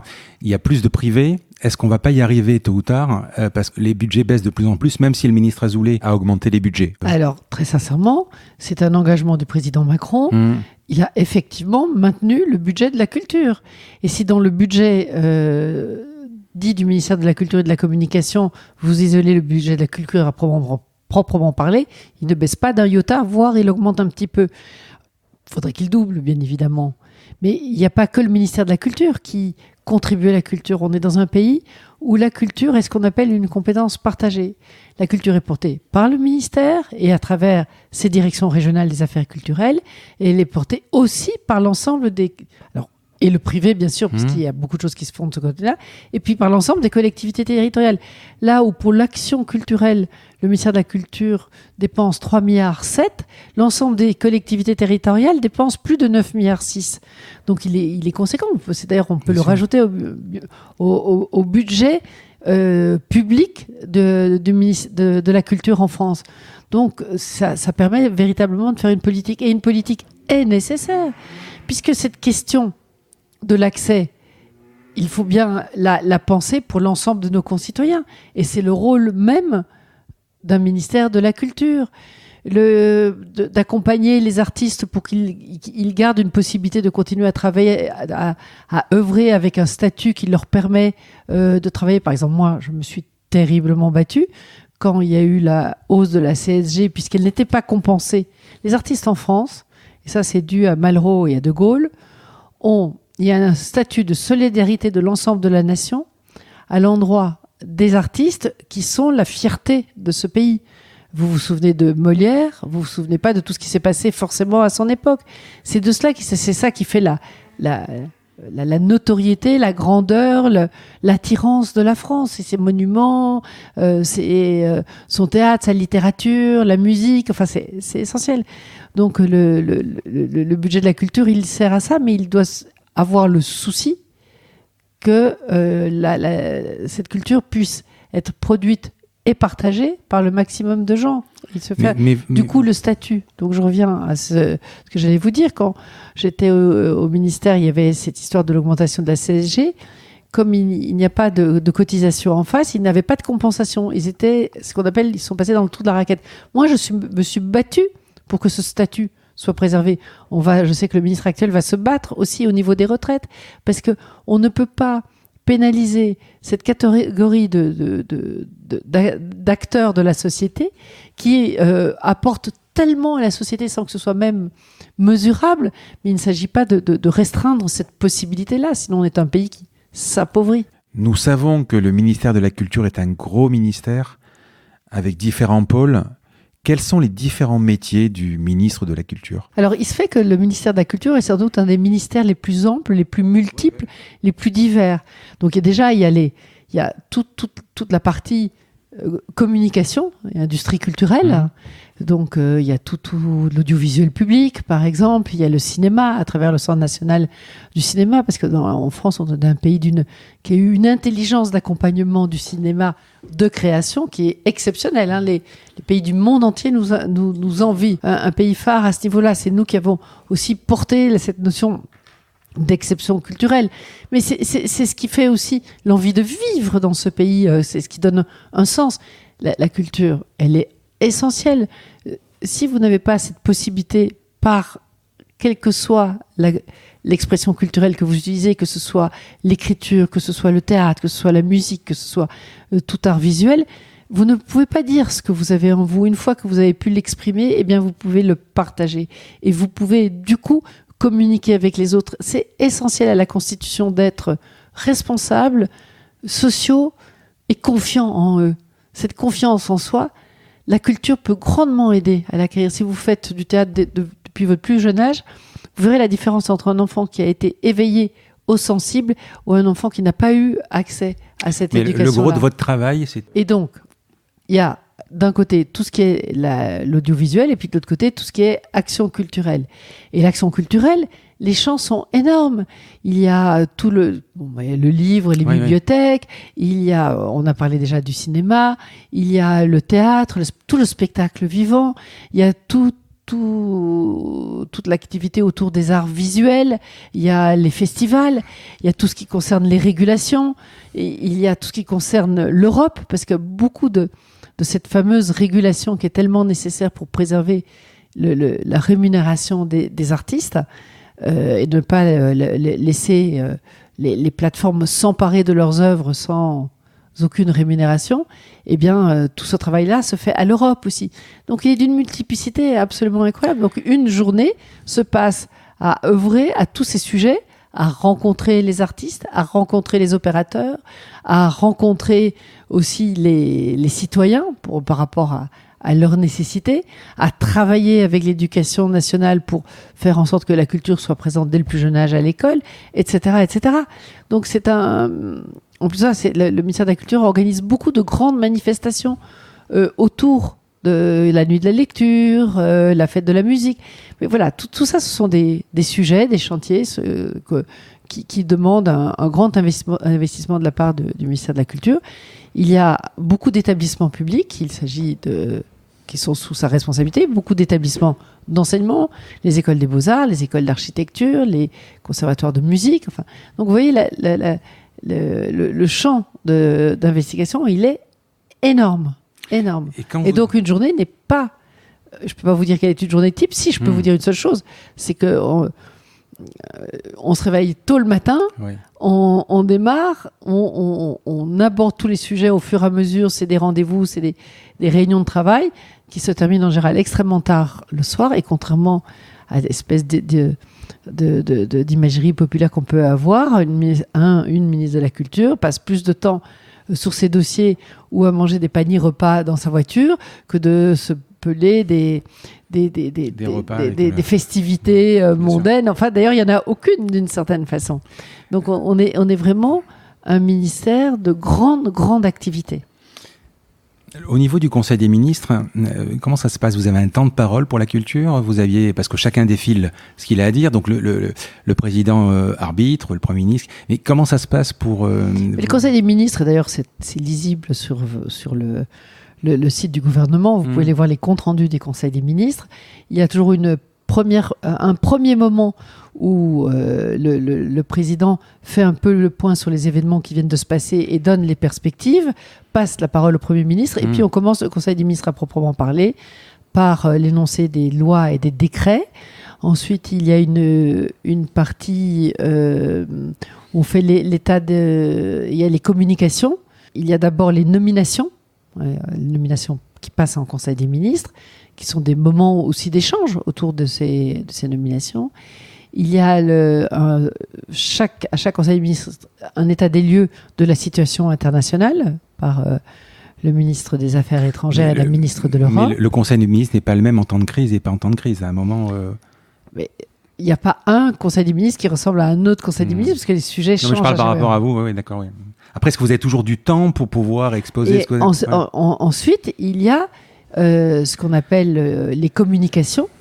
Et donc, selon les sujets qui sont en discussion, en devenir proches, eh bien, on les met à la discussion à ce moment-là. Et tout ça, c'est dans le compte-rendu du Conseil des ministres. Et puis, on garde une dernière partie. Et là, effectivement, selon ce qui est mis à l'ordre du jour, la ministre en charge présente le sujet et le président fait réagir les autres ministres sur ce sujet, parce qu'il a vraiment le souci que les choses se fassent en transversalité, qu'on ne reste pas chacun dans notre silo de notre ministère, mais qu'on partage une vision de la politique pour faire avancer, parce que c'est pas vrai que le plus évident, c'est tout ce qui concerne la transition écologique est intimement lié à l'agriculture. Malheureusement, souvent, ce sont des ministres assez différents, mais objectivement, ça devrait travailler dans une espèce d'harmonie totale, ou la culture avec l'éducation, ou avec le travail, puisque l'éducation, l'apprentissage, la recherche, tout ça, c'est intimement lié. En fait, tous les ministères ont à travailler ensemble. L'aménagement du territoire, le logement, tout ça, évidemment. Et puis, bien sûr, le budget. Enfin, on est tous liés les uns aux autres par les sujets. On ne peut pas dire que la France se gouverne par des silos qui n'ont pas de communication les uns avec les autres. Et ensuite, dans une dernière partie, qui, elle, n'est pas dans le compte-rendu, il y a un échange informel sur des sujets qui seront abordés et à travailler dans l'avenir. Mais le Premier ministre ou le Président de la République sont accessibles en dehors de ça? Vous pouvez leur téléphoner? Bien sûr. D'accord. Vous pouvez appeler Emmanuel Macron sur son portable? Alors, il y a une chose qu'il faut savoir, on est en 5e République, il y a un président élu qui nomme un Premier ministre qui est le chef du gouvernement. Donc, en fait, on va dire que c'est comme dans une entreprise, le dirigeant, le directeur, c'est le Premier ministre. Donc, c'est lui qui organise toute cette politique et, bien sûr, en complicité et en cohérence le plus possible, j'espère, avec le président. Vous tutoyez tous? On se tutoie tous, oui. Même le président? Le président, non. Moi, je suis restée sous le vouvoiement, mais c'est peut-être petit côté. Mais d'autres personnes, d'autres ministres le tutoient? Oh oui, ça, je pense que oui. Mais en Conseil des ministres, on se vouvoie.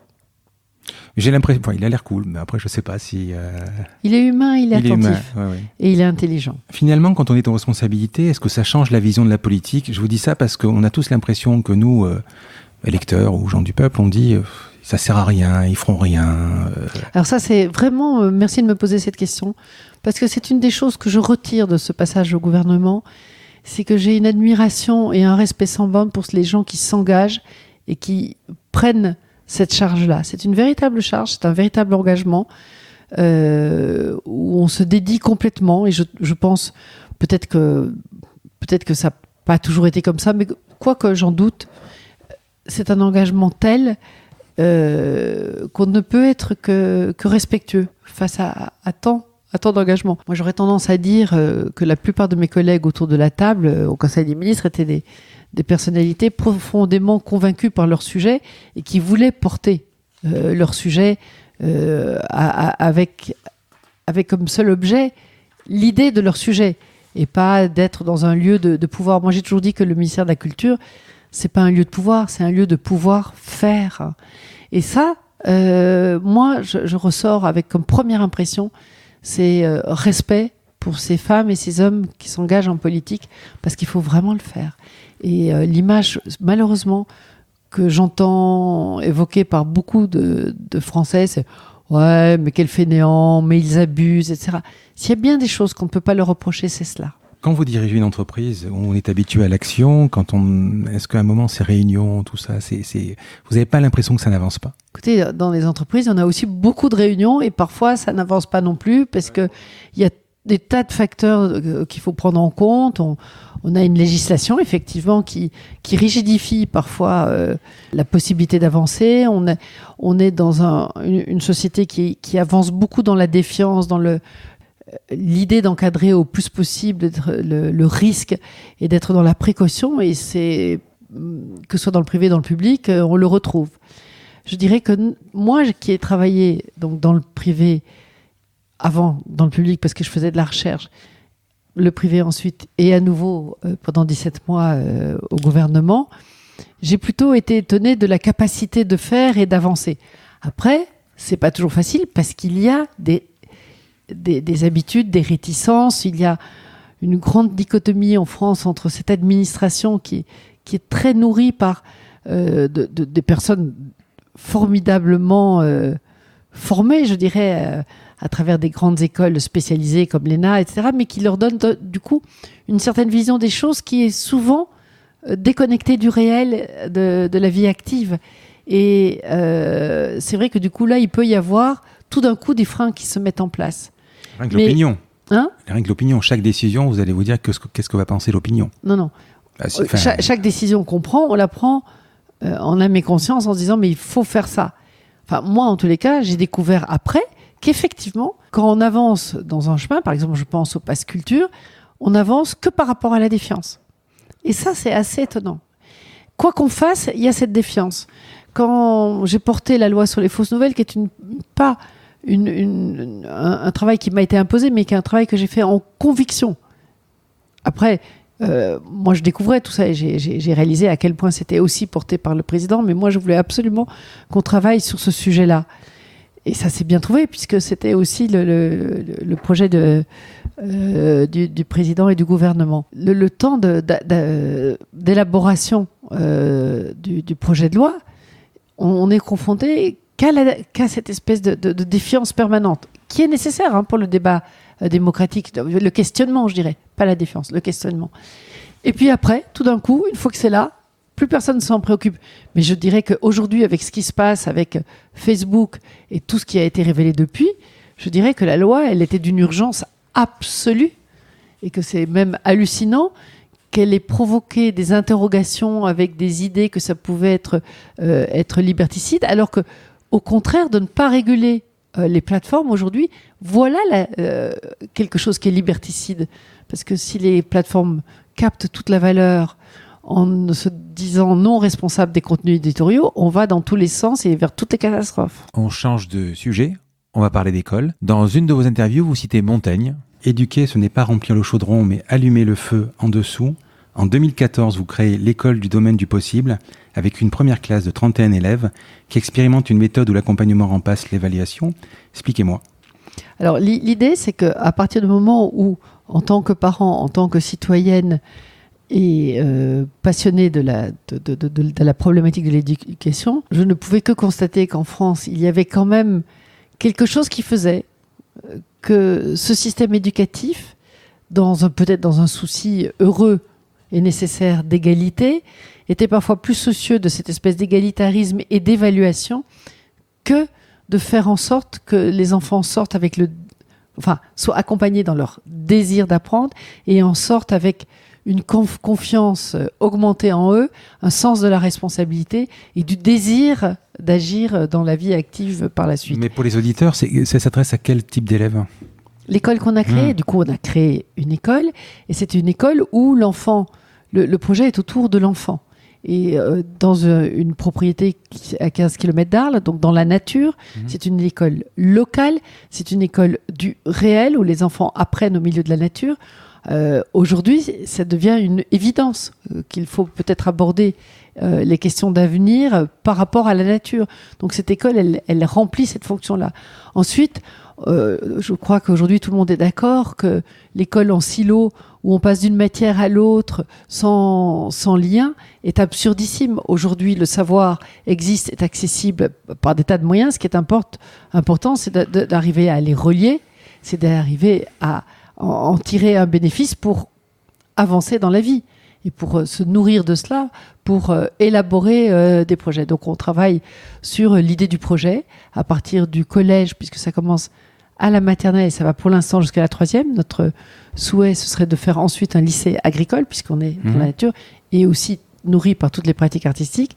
Donc c'est une école dans la nature, une école locale, une école du réel, une école aussi où la nature, le cheval a une place importante. Les enfants peuvent monter à cheval, peuvent aller travailler dans le potager.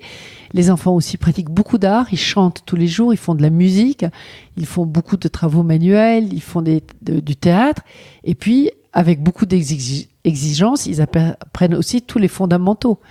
Et à partir du collège, on les fait travailler en transverse et en coopération, en projet. C'est-à-dire que c'est un projet qui va guider l'idée de construire autour le cours d'histoire, de géographie, de français, et aussi de mathématiques, etc., de physique, de chimie. Mais aussi, les langues sont un des éléments importants des apprentissages. Aujourd'hui, on ne peut pas imaginer de ne pas apprendre plusieurs langues. Donc, c'est une école qui devrait être une école finalement assez classique, qui est plus une école expérimentale, parce qu'on est dans un pays où les choses étaient assez codées en silo, avec l'évaluation, avec beaucoup de difficultés à trouver une confiance en soi et une envie de faire. Et donc, nous, on travaille là-dessus. Et du coup, c'est ouvert à tous les enfants. Mais il se fait que comme notre école traditionnelle, parfois, n'est pas dans une capacité à être attentif aux enfants qui sont un peu hors cadre, qui ont une intelligence ou émotionnelle ou une intelligence tout court plus évoluée ou différente, eh bien ces enfants-là, dans le système, je dirais, général, sont plus souvent laissés pour compte. Et donc, ils viennent plus souvent vers nous. Ce qui est une richesse d'ailleurs pour l'école, parce que du coup, ça fait une multiplicité d'approches. Vous ne l'avez pas ouvert ailleurs, uniquement à Arles. C'est un projet, peut-être dans d'autres villes? Alors, c'est l'idée de l'expérimentation. À partir, il faut bien faire ce qu'on fait. Bien sûr. Après, qui veut s'emparer d'un projet le fait. Et d'ailleurs, il y a beaucoup d'expériences qui se font à travers le territoire. Et c'est ça qui est formidable. Et je pense que toutes ces expérimentations éveillent aussi le système général qu'est l'éducation nationale, qui évolue aussi en fonction de ces nécessités-là, on ne peut pas avancer que refermer sur soi. On avance parce qu'on se confronte aux autres. On avance aussi parce qu'on va voir ce qui se passe dans les autres pays. On avance parce qu'on regarde tout ce qui se fait au niveau expérimental. C'est comme ça qu'on avance. Et je pense que ça peut apporter aussi à l'éducation nationale de voir comment on aborde la question de la confiance, de la responsabilité, des apprentissages transverses dans une école comme celle-là. Mais vous l'avez créé parce que l'école n'avait pas su comprendre Antoine. Vous l'avez créé pour faire quelque chose de différent, pour être plus proche. Ouais, c'est vrai qu'à travers le parcours d'Antoine, qui était quelqu'un qui... Enfin, c'est un être qui nous a particulièrement éveillés à ce que ça pouvait être de ne pas être dans le moule, tout à fait, je dirais. Et la richesse incroyable que cela apporte à ce monde. Si on était tous pareils, il y a beaucoup de livres et de films de science-fiction qui montrent l'horreur d'une uniformité absolue. Donc Antoine était cet être riche, tellement sensible, tellement émotif qu'il nous a éclairés sur des tas de sujets. Et en même temps, il n'est pas arrivé à vivre parce que ce trop-plein de sensibilité, d'émotions liées à des difficultés d'apprentissage que beaucoup d'enfants ont aujourd'hui, comme la dyslexie, la dyspraxie, des choses comme ça, mais qui n'étaient pas prises en compte à l'époque. Et du coup, lui, il avait le sentiment de ne pas être capable. Et donc, il n'avait pas pu développer ce sentiment de la confiance en soi. Et ça, c'est terrible. Et d'une certaine façon, plus jamais ça. Et donc, si ce qu'on fait dans cette école peut permettre d'éveiller les consciences sur ce sujet-là, eh bien, je crois que ça aura été vraiment important. C'est une école, je pense, qui apporte aux enfants qui y sont. Et ça pourra éveiller les consciences sur ce sujet. Ce qui est, je crois, en train de se faire. Comme vous dites souvent, merci Antoine. Merci Antoine. Est-ce que vous pensez que les écrans aujourd'hui font des ravages sur la lecture? Je pense qu'aujourd'hui, si je lis les études scientifiques, elles font des ravages sur le cerveau et en tout cas sur la capacité d'attention, voire plus. Donc oui, ça fait des ravages. C'est un outil et comme en toute chose, il faut l'utiliser à bon escient. Le problème, c'est que c'est un outil qui drogue et que donc là, comme toute drogue, comme le sucre, comme toute chose, il faut l'utiliser avec modération et intelligence et pédagogie. Et donc, parents, enseignants ont un rôle capital dans ce domaine-là. On va terminer par des questions personnelles. Si je devais écrire un livre sur vous, est-ce que je pourrais lui donner le titre « Françoise Nyssen, une engagée, une passionnée, un combat ». Je ne sais pas écrire, je ne ferai pas l'affront de vous l'envoyer en tapuscrit. Je ne sais faire que ça. Je ne sais pas faire autre chose que de m'engager. Je ne peux pas... Et c'est vrai que je me passionne facilement. D'ailleurs, parfois même, on me le reproche. Certains collègues au gouvernement me disaient « Mais Françoise, lâche un peu, arrête de prendre tout ça tellement à cœur. » Vous n'êtes pas hyperactive, vous arrivez à vous poser. Ça, je sais pas. Je me suis jamais posé la question. J'ai toujours envisagé les choses. Mais vous faites plein de choses quand même. Oui, mais de la façon suivante. C'est-à-dire que je pense que je suis paresseuse. Et comme je suis paresseuse, j'ai envie de voir mis derrière moi tout ce qu'il y a à faire. Et donc, je fais pour mettre derrière moi ce qu'il y a à faire. Et puis, je refais encore quelque chose qu'il y a à faire pour le mettre derrière moi. Donc, effectivement, je n'arrête pas. Mais je fais ça parce que j'espère toujours que je vais pouvoir un jour me poser dans un fauteuil avec un livre et oublier le reste du monde pour ne faire que lire. Et non, je n'y arrive pas parce que voilà, j'avance. Mais c'est pas votre côté scientifique, chercheur, qui fait que vous avez besoin de toujours de trouver quelque chose? Alors, je ne sais pas. En tous les cas, je sais, ça je l'avoue, que je suis épouvantablement curieuse. C'est vrai que c'est quelque chose qui me taraude en permanence. Vous avez terminé par des combats, c'est ça? Oui, le titre? un combat. Un ou, combat. Des combats. Oui, des combats. Alors, je dirais plutôt, oui, des aventures, des engagements. J'aimerais à penser que ce n'est pas un combat, que c'est un chemin de vie. C'est pas lutte contre le système, contre l'exclusion. L'exclusion, oui. Et contre Même l'écologie aujourd'hui, c'est un combat. C'est plutôt pour. Voilà. Alors ça, c'est important. C'est-à-dire que mon idée, c'est plutôt de travailler pour que de travailler contre. Donc, une école, on ne la fait pas du tout contre l'éducation nationale. Au contraire, on la fait avec et pour les enfants.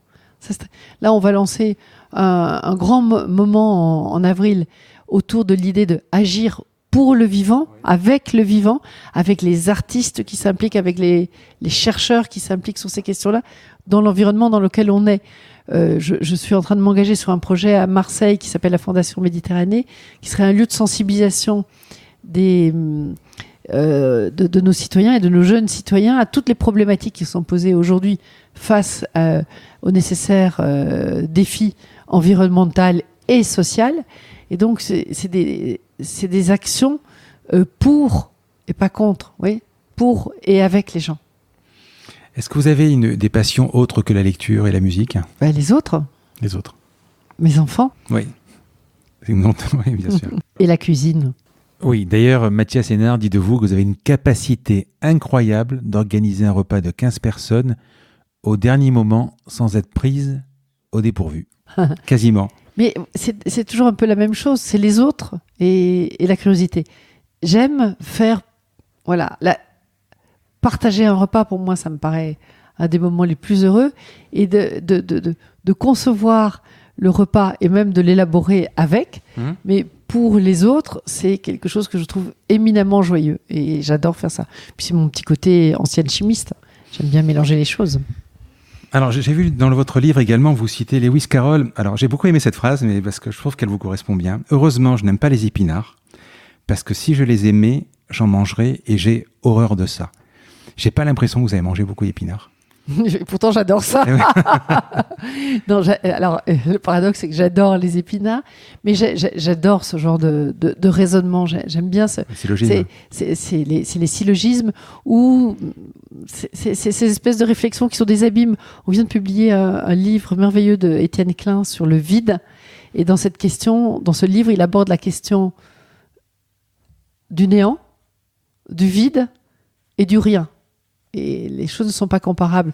Et quand vous mettez les uns en bout à bout, ça fait néant, vide, rien. Néant, vide, rien. Ah oui. C'est extraordinaire. Ouais, c'est moi, ça me plonge dans un abîme de perplexité, mais de bonheur que je ne peux pas expliquer, pas rationnel. J'adore toutes ces choses Encore qui sont pas scientifiques, peut-être, mais bon, voilà. Est-ce que vous voulez aborder un sujet qu'on n'a pas abordé? Ma grande interrogation...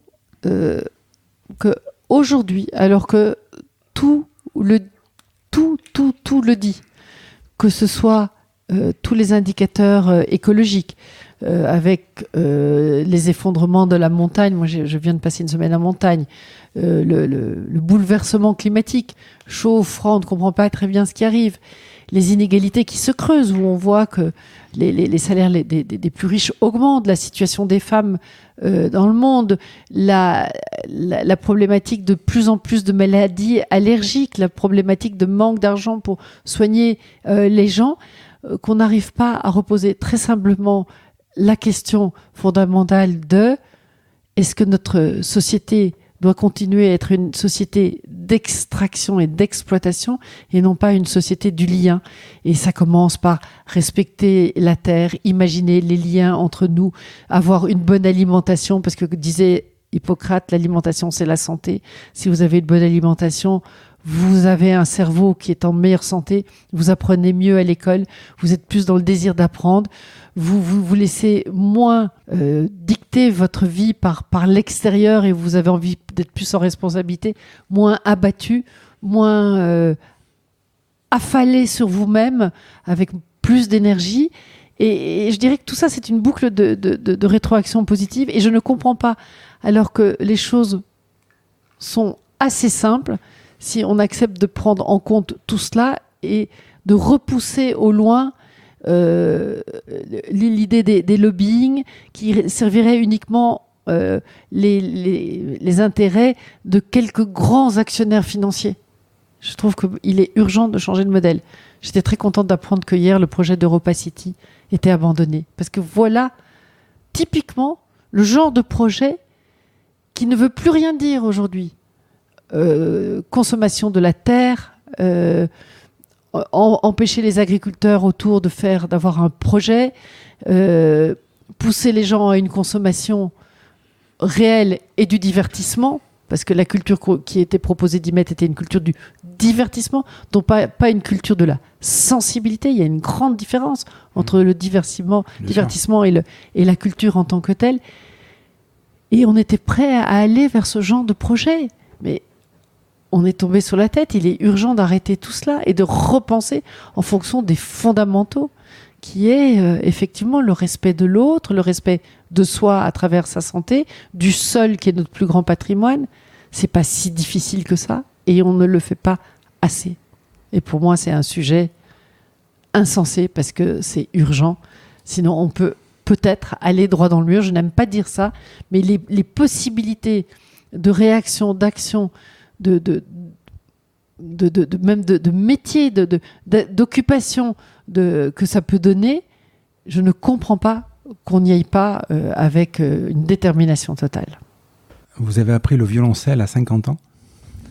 Oui, mais j'ai pas continué. Mais la passion. J'ai fait du violon, c'est compliqué. Mais j'adore le violoncelle et peut-être que je rêverais un jour de pouvoir le reprendre. Mais vous êtes issu d'une maman qui a appris le russe, je crois, à 70 ans. À 70 ans et le piano à 50 ans et qui joue merveilleusement du piano et qui a 94 ans et toujours merveilleuse. Voilà, c'est aussi un choix. J'ai beaucoup d'enfants. On a créé cette école.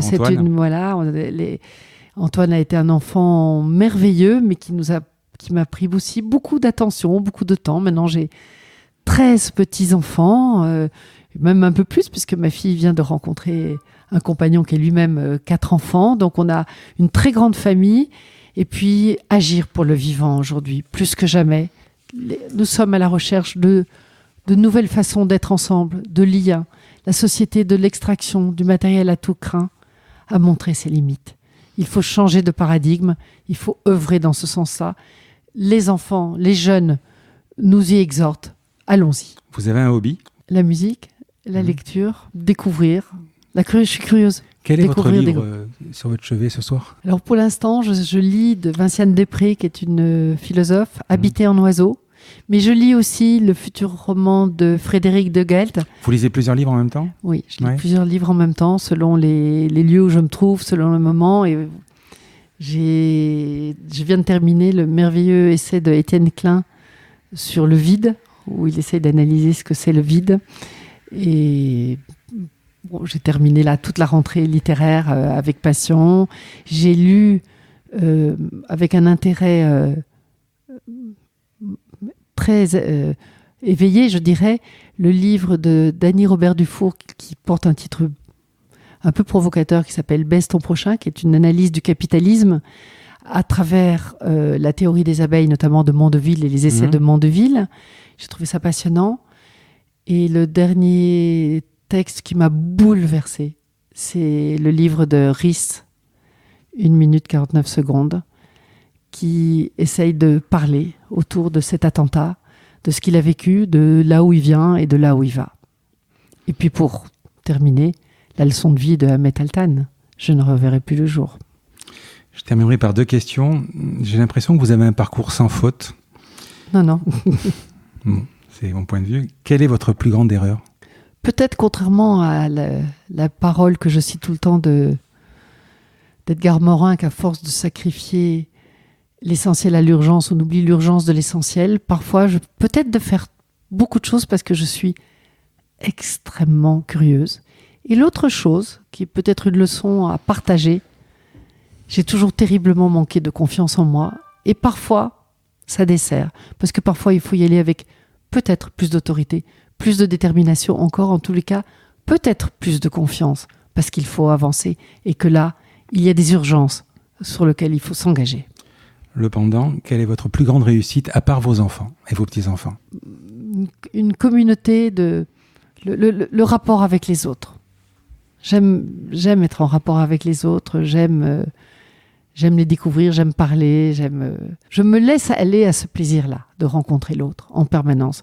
Et je le fais aussi en partageant la musique, en allant au cinéma, en lisant. Et peut-être que ça, mais c'est très égoïste comme accomplissement. Mais c'est vrai que je voudrais peut-être avoir encore plus de temps pour mes enfants et pour mes petits-enfants. Et mon mari. Je vous remercie du temps que vous m'avez consacré pour notre conversation. C'est un honneur. J'étais très fier. J'étais stressé avant de venir, mais j'ai passé vraiment un formidable moment. Et puis, je trouve vraiment que vous êtes admirable.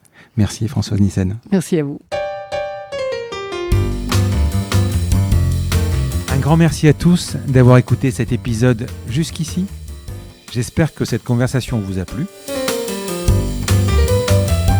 Parlez de ce podcast à vos amis ou à vos collègues de bureau. Partagez-le le plus possible. Abonnez-vous en cliquant sur le petit bouton s'abonner dans votre application mobile ou sur votre ordinateur. Ainsi, vous serez averti dès qu'un nouvel épisode est en ligne. Je sillonne la France pour vous proposer de nouveaux invités. C'est vraiment beaucoup de travail. Ce n'est pas mon métier, vous l'avez peut-être compris. C'est une passion que je pratique en dehors de mon job. Si vous avez apprécié cet épisode, dites-le moi avec des étoiles, 5 de préférence sur Apple Podcast, anciennement iTunes, et d'y ajouter un gentil commentaire, ça me fera plaisir. Ça me permettra également de remonter dans les classements. Et puis si vous n'êtes pas Apple, c'est pas grave, parlez-en autour de vous, partagez sur les réseaux sociaux, c'est prévu sur votre application de podcast préférée. Enfin, vous pouvez vous abonner sur lacombinaison.fr pour être averti dès qu'un nouvel épisode est en ligne. Je suis Frédéric Azoulay. N'hésitez pas à me faire remonter vos remarques, vos questions, mais aussi des invités que vous aimeriez entendre.